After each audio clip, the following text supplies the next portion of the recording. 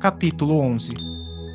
Dos três reinos: os minerais e as plantas, os animais e o homem. Metempsicose. Os minerais e as plantas. Questão 585. Que pensais da divisão da natureza em três reinos, ou melhor, em duas classes, a dos seres orgânicos e a dos inorgânicos? Segundo alguns, a espécie humana forma uma quarta classe. Qual destas divisões é preferível? Resposta: todas são boas conforme o ponto de vista. Do ponto de vista material, apenas há seres orgânicos e inorgânicos. Do ponto de vista moral, há evidentemente 4 graus. Esses 4 graus apresentam, com efeito, caracteres determinados, muito embora pareçam confundir-se nos seus limites extremos. A matéria inerte, que constitui o reino mineral, só tem em si uma força mecânica. As plantas, ainda que compostas de matéria inerte, são dotadas de vitalidade. Os animais, também compostos de matéria inerte e igualmente dotados de vitalidade, possuem, além disso, uma espécie de inteligência instintiva, limitada, e a consciência de sua existência e de suas individualidades. O homem, tendo tudo o que há nas plantas e nos animais, domina todas as outras classes por uma inteligência especial, indefinida, que dá a consciência do seu futuro, a percepção das coisas extramateriais e o conhecimento de Deus. Questão 586. Tem as plantas consciência de que existem? Resposta: não, pois que não pensam, só têm vida orgânica. Questão 587. Experimentam sensações? Sofrem quando as mutilam? Resposta: recebem impressões físicas que atuam sobre a matéria, mas não têm percepções. Conseguintemente, não têm a sensação da dor. Questão 588. Independe da vontade delas a força que as atrai umas para as outras. Resposta: certo, porquanto não pensam. É uma força mecânica da matéria que atua sobre a matéria sem que elas possam a isso por si. Questão 589. Algumas plantas, como a sensitiva e a diomeia, por exemplo, executam movimentos que denotam grande sensibilidade e, em certos casos, uma espécie de vontade, conforme se observa na segunda, cujos lóbulos apanham a mosca que sobre ela pousa para sugá-la, parecendo que urde uma armadilha com o fim de capturar e matar aquele inseto. São dotadas essas plantas da faculdade de pensar? Têm vontade e formam uma classe intermediária entre a natureza vegetal e a natureza animal? Constituem a transição de uma para outra? Resposta: tudo na natureza é transição, por isso mesmo que uma coisa não se assemelhe à outra e, no entanto, todas se prendem umas às outras. As plantas não pensam, por conseguinte carecem de vontade. Nem a ostra que se abre, nem os zoófitos pensam, têm apenas um instinto cego e natural. O organismo humano nos proporciona exemplo de movimentos análogos, sem participação da vontade, nas funções digestivas e circulatórias. O peloro se contrai ao contato de certos corpos para lhes negar passagem. O mesmo provavelmente se dá na sensitiva, cujos movimentos de nenhum modo implicam a necessidade de percepção e, ainda menos, da vontade. Questão 590. Não haverá nas plantas, como nos animais, o instinto de conservação, que as induz a procurar o que lhes possa ser útil e a evitar o que lhes possa ser nocivo? Resposta: há, se quiserdes, uma espécie de instinto, dependendo isso da extensão que se dê ao significado desta palavra. É agudo, porém, um instinto puramente mecânico. Quando, nas operações químicas, observais que dois corpos se reúnem, é que um ao outro convém, quer dizer, é que há entre eles afinidade. Ora, a isto não dais o nome de instinto. Questão 591. Nos mundos superiores, as plantas são de natureza mais perfeita, como os outros seres. Resposta: tudo é mais perfeito. As plantas, porém, são sempre plantas, como os animais sempre animais e os homens sempre homens. Os animais e o homem. Questão 592. Se, pelo que toca à inteligência, comparamos o homem e os animais, parece difícil estabelecer-se uma linha de demarcação entre aquele e estes, porquanto alguns animais mostram, sob esse aspecto, notória superioridade sobre certos homens. Pode essa linha de demarcação ser estabelecida de modo preciso? Resposta: a este respeito é completo o desacordo entre os vossos filósofos. Querem uns que o homem seja um animal e outros que o animal seja um homem. Estão todos em erro. O homem é um ser à parte que desce muito baixo algumas vezes e que pode também elevar-se muito alto. Pelo físico, é como os animais e menos bem dotado do que muitos destes. A natureza lhes deu tudo o que o homem é obrigado a inventar com a sua inteligência para a satisfação de suas necessidades e para a sua conservação. Seu corpo se destrói, como o dos animais, é certo, mas ao seu espírito está assinado um destino que só ele pode compreender, porque só ele é inteiramente livre. Pobres homens, que vos rebaixais mais do que os brutos. Não sabeis distinguir-vos deles. Reconhecei o homem pela faculdade de pensar em Deus. Questão 593. Poder-se-á dizer que os animais só obram por instinto? Resposta: ainda aí há um sistema. É verdade que na maioria dos animais domina o instinto, mas não vês que muitos obram denotando acentuada vontade. É que tem inteligência, porém limitada. Questão 593. Poder-se-á dizer que os animais só obram por instinto? Resposta: ainda aí há um sistema. É verdade que na maioria dos animais domina o instinto, mas não vês que muitos obram denotando acentuada vontade. É que tem inteligência, porém limitada. Não se poderia negar que, além de possuírem o instinto, alguns animais praticam atos combinados, que denunciam vontade de operar em determinado sentido e de acordo com as circunstâncias. Há, pois, neles uma espécie de inteligência, mas cujo exercício quase que se circunscreve à utilização dos meios de satisfazerem as suas necessidades físicas e de proverem à conservação própria. Nada, porém, criam, nem melhor alguma realizam. Qualquer que seja a arte com que executem seus trabalhos, fazem hoje o que faziam outrora e o fazem, nem melhor, nem pior, segundo formas e proporções constantes e invariáveis. A cria, separada dos de sua espécie, não deixa por isso de construir o seu ninho de perfeita conformidade com os seus maiores, sem que tenha recebido nenhum ensino.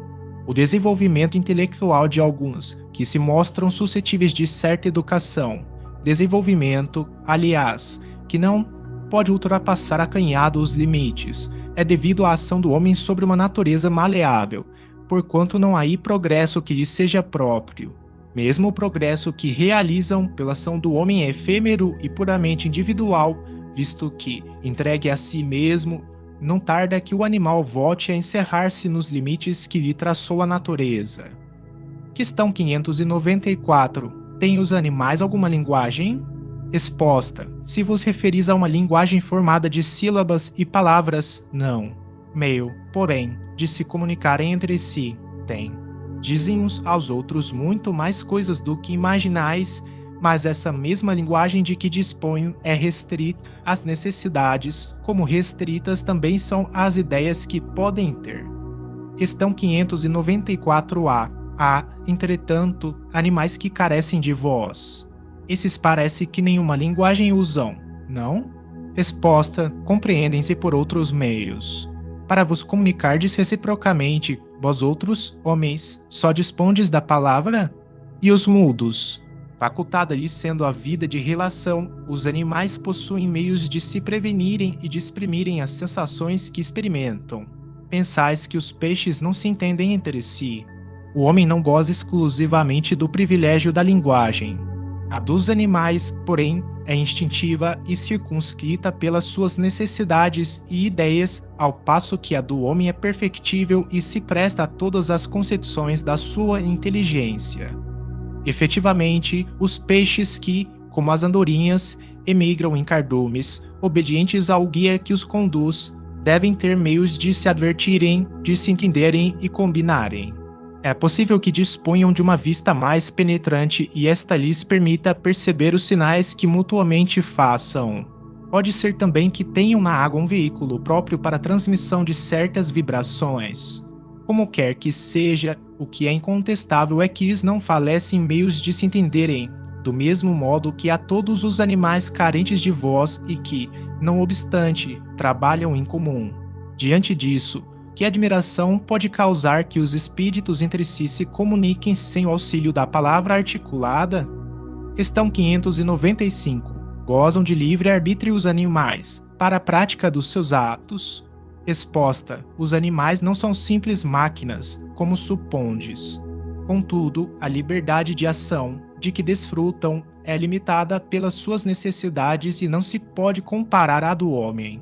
Sendo muitíssimo inferiores a este, não têm os mesmos deveres que ele. A liberdade possui-na restrita aos atos da vida material. Questão 596. De onde procede a aptidão que certos animais denotam para imitar a linguagem do homem e por que essa aptidão se revela mais nas aves do que no macaco? Por exemplo, cuja conformação apresenta mais analogia com a humana? Resposta: origina-se de uma particular conformação dos órgãos vocais reforçada pelo instinto de imitação. O macaco imita os gestos, algumas aves imitam a voz. Questão 597. Pois que os animais possuem uma inteligência que lhes faculta certa liberdade de ação, haverá neles algum princípio independente da matéria? Resposta: ali que sobrevive ao corpo. Questão 597-A. Será esse princípio uma alma semelhante à do homem? Resposta: é também uma alma, se quiserdes, dependendo isto do sentido que se der a esta palavra. É agudo, porém, inferior à do homem. Há entre a alma dos animais e a do homem distância equivalente à que medeia entre a alma do homem e Deus. Questão 598. Após a morte, conserva a alma dos animais a sua individualidade e a consciência de si mesma? Resposta: conserva a sua individualidade, quanto à consciência do seu eu, não. A vida inteligente e permanece em estado latente. Questão 599. A alma dos animais é dado escolher a espécie de animal em que encarne? Resposta: não, pois que lhe falta livre-arbítrio. Questão 600. Sobrevivendo ao corpo em que habitou, a alma do animal vem achar-se, depois da morte, num estado de erraticidade, como a do homem? Resposta: fica numa espécie de erraticidade, pois que não mais se acha unida ao corpo, mas não é um espírito errante. O espírito errante é um ser que pensa e obra por sua livre vontade. De idêntica faculdade não dispõe o dos animais. A consciência de si mesmo é o que constitui o principal atributo do espírito. O do animal, depois da morte, é classificado pelos espíritos a quem incumbe essa tarefa e utilizado quase imediatamente. Não lhe é dado tempo de entrar em relação com outras criaturas.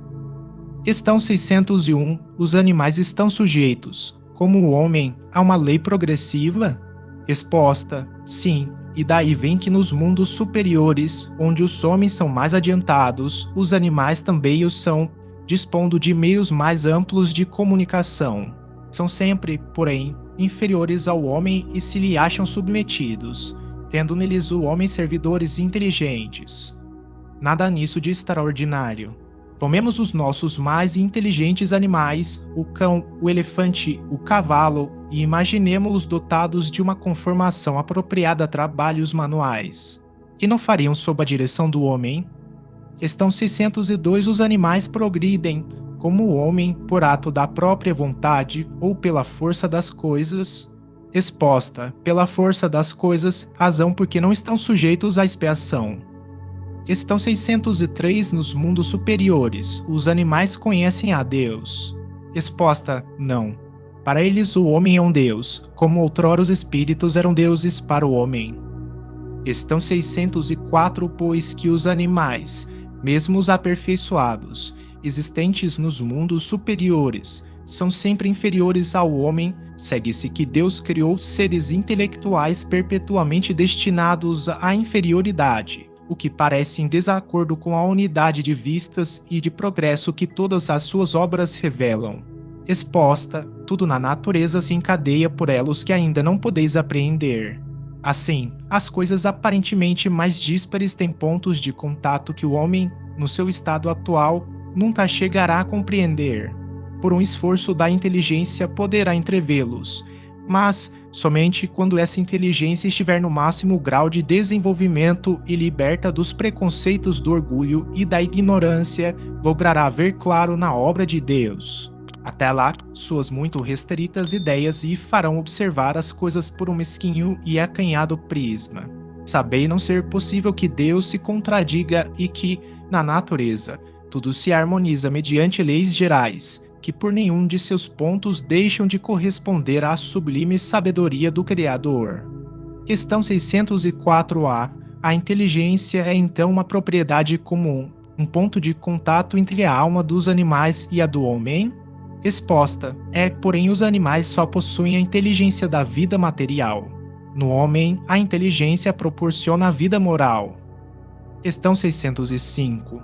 Considerando-se todos os pontos de contato que existem entre o homem e os animais, não seria lícito pensar que o homem possui duas almas, a alma animal e a alma espírita, e que, se esta última não existisse, só como bruto poderia ele viver?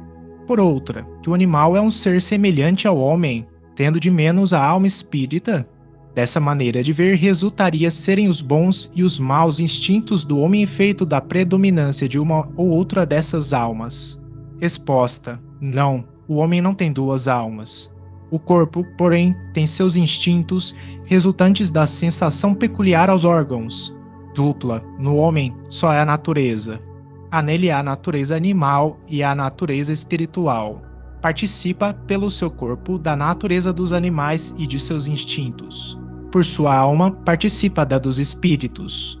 Questão 605a. De modo que, além de suas próprias imperfeições de que cumpre ao espírito despojar-se, tem ainda o homem que lutar contra a influência da matéria?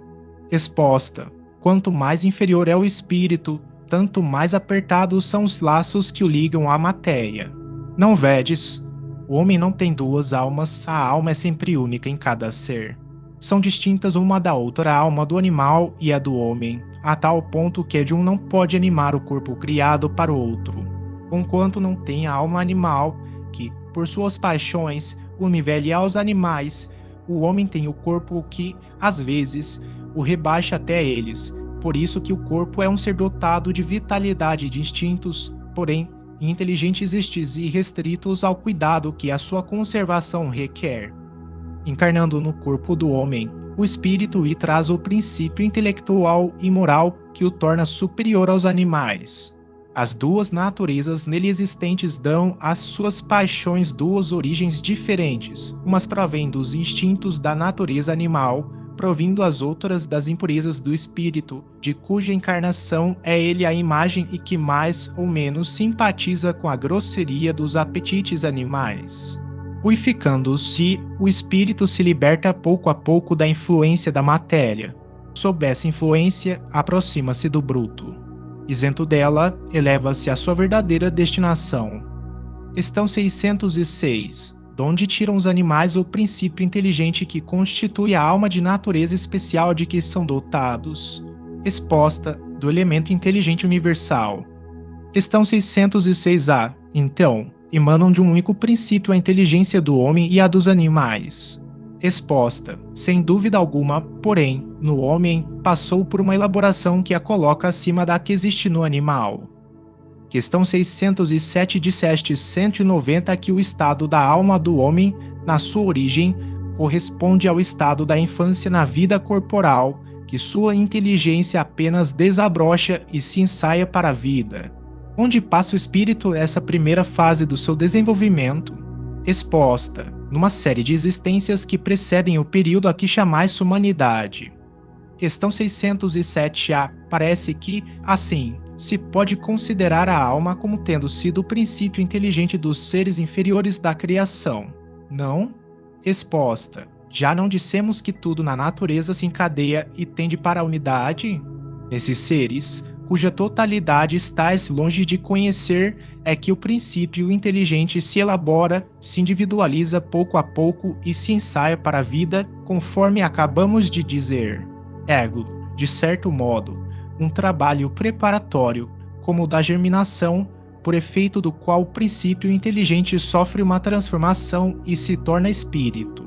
Entra então no período da humanização, começando a ter consciência do seu futuro, capacidade de distinguir o bem do mal e a responsabilidade dos seus atos.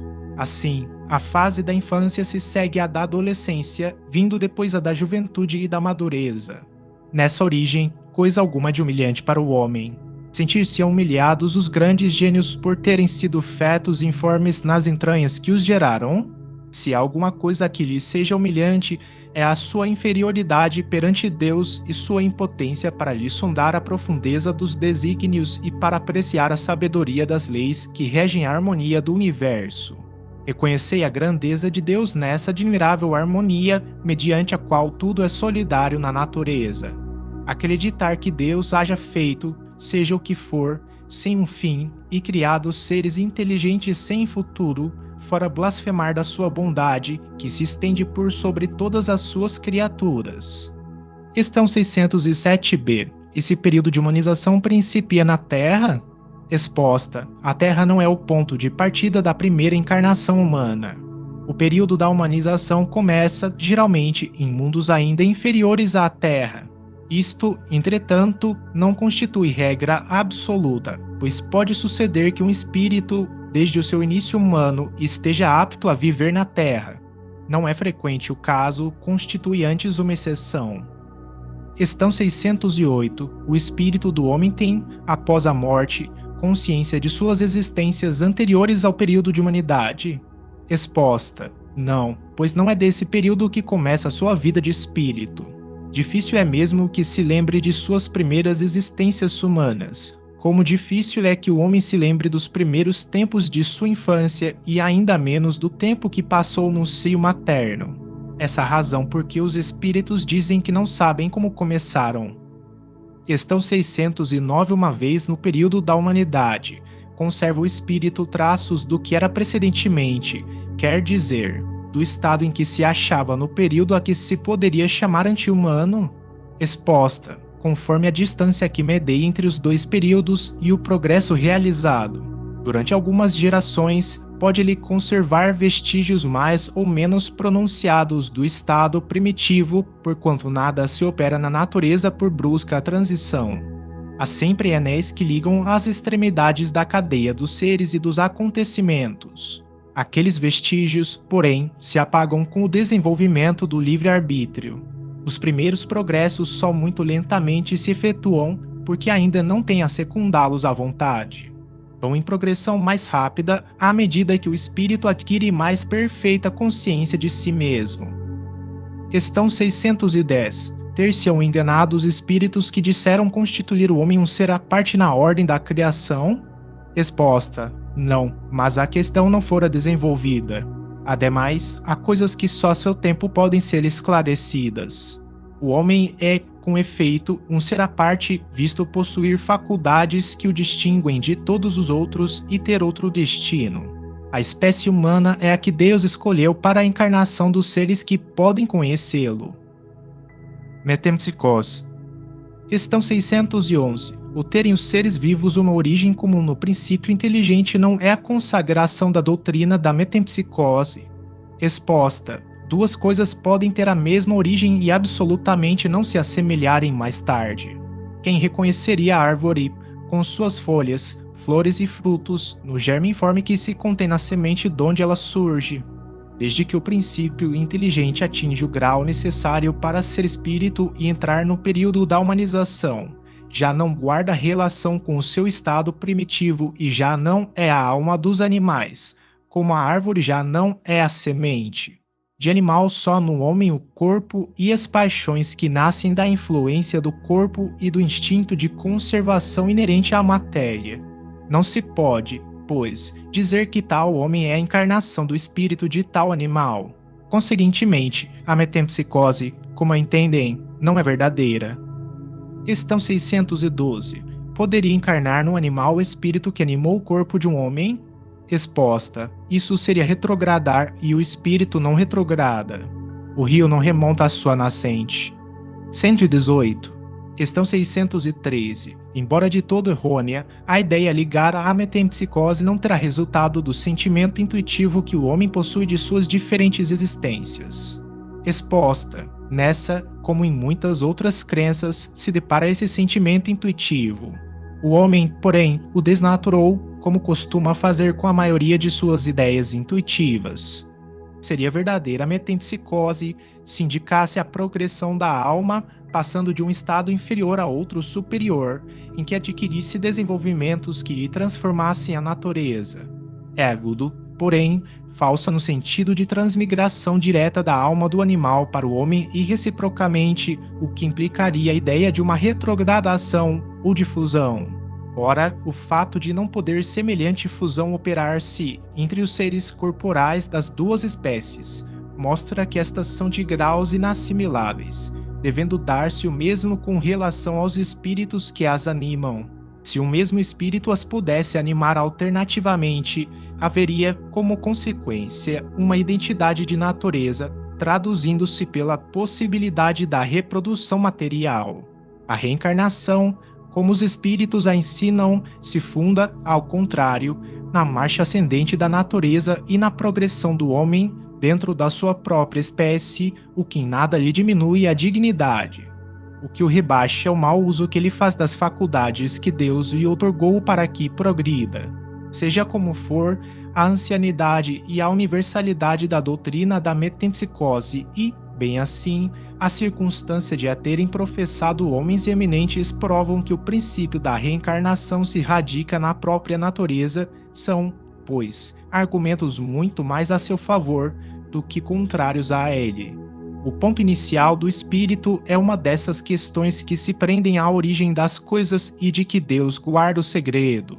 Dado não é ao homem conhecê-las de modo absoluto, nada mais lhe sendo possível a tal respeito do que fazer suposições, criar sistemas mais ou menos prováveis. Os próprios espíritos longe estão de tudo saberem e, acerca do que não sabem, também podem ter opiniões pessoais mais ou menos sensatas. É assim, por exemplo, que nem todos pensam da mesma forma quanto às relações existentes entre o homem e os animais. Segundo uns, o espírito não chega ao período humano senão depois de se haver elaborado individualizado nos diversos graus dos seres inferiores da criação. Segundo outros, o espírito do homem teria pertencido sempre à raça humana sem passar pela fieira animal. O primeiro desses sistemas apresenta a vantagem de assignar um alvo ao futuro dos animais, que formariam então os primeiros elos da cadeia dos seres pensantes.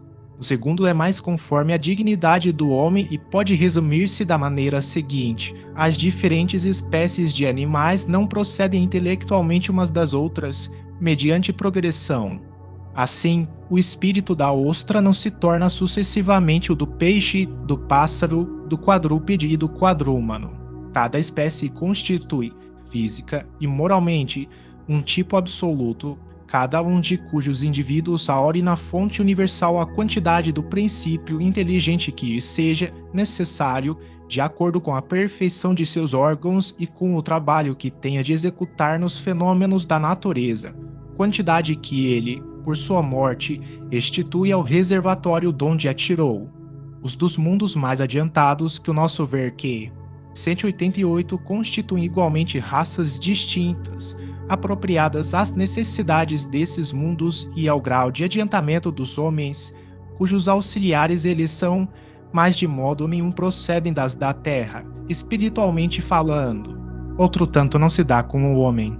Do ponto de vista físico, este forma evidentemente um elo da cadeia dos seres vivos, porém, do ponto de vista moral, há, entre o animal e o homem, solução de continuidade. O homem possui, como propriedade sua, a alma ou espírito, centelha divina que confere o senso moral e um alcance intelectual de que carecem os animais e que é nele o ser principal que persiste e sobrevive ao corpo, conservando sua individualidade. Qual a origem do espírito? Onde o seu ponto inicial? Forma-se do princípio inteligente individualizado? Tudo isso são mistérios que fora inútil querer devassar e sobre os quais, como dissemos, nada mais se pode fazer do que construir sistemas. O que é constante, o que ressalta do raciocínio e da experiência é a sobrevivência do espírito, a conservação de sua individualidade após a morte, a progressividade de suas faculdades, seu estado feliz ou desgraçado de acordo com o seu adiantamento na senda do bem e todas as verdades morais decorrentes deste princípio. Quanto às relações misteriosas que existem entre o homem e os animais, isso, repetimos, está nos segredos de Deus, como muitas outras coisas, cujo conhecimento atual nada importa ao nosso progresso e sobre as quais seria inútil determos.